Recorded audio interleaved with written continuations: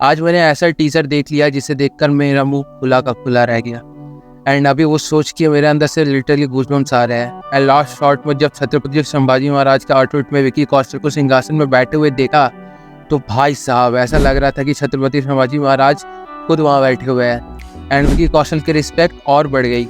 इस बंदे से कुछ भी करा लो, ऐसा लगता है ये बंदा उस चीज़ को पानी में घोल के पी जाता है, चाहे तौबा तौबा का डांस स्टेप हो या फिर अभी छावा को ही देख लो। देखो, अब हम सब ने हिस्ट्री तो पढ़ी ही है और इसी हिस्ट्री में हमने छत्रपति शिवाजी महाराज के बारे में भी जाना है कि कैसे वो मुगलों के सामने मरते दम तक हार नहीं माने थे। और जब शिवाजी महाराज ऐसे थे तो उनके बेटे छत्रपति संभाजी महाराज कैसे रहे होंगे। वो ऐसे इंसान थे जिन्होंने देश के लिए टुकड़े टुकड़े हो जाना सही समझा, लेकिन मुगलों के सामने झुकना नहीं। और इसी से इंस्पायर होकर ये मूवी आ रही है छावा।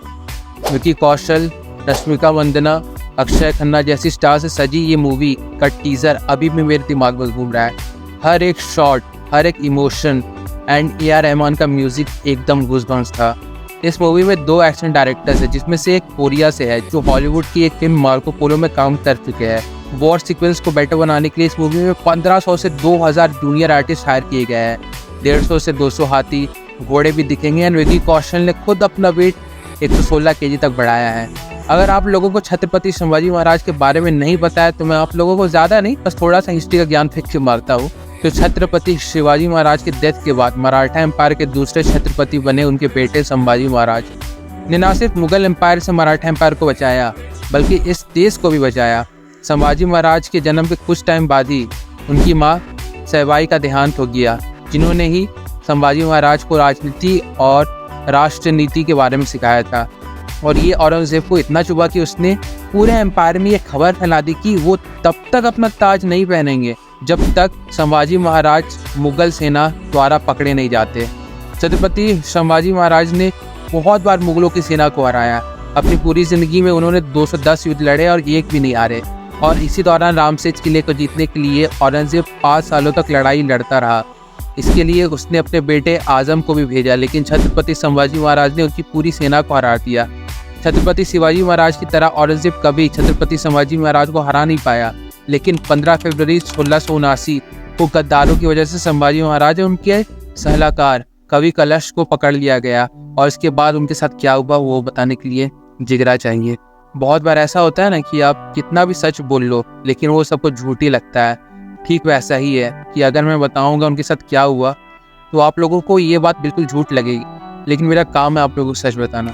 तो इसके बाद छत्रपति संभाजी महाराज और कवि कलश के शरीर से चमड़ी निकाल दी जाती है, उनकी आंखों में कीड़े मार के फोड़ दी जाती है, नाखून निकाल दी जाती है और यहाँ तक कि इस्लाम ना कबूल करने पे उनकी जीभ भी काट दी जाती है।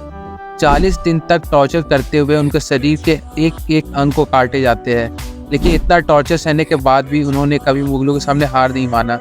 और लास्ट में 11 मार्च 1679 को उनका गला काटकर उनकी हत्या कर दी गई।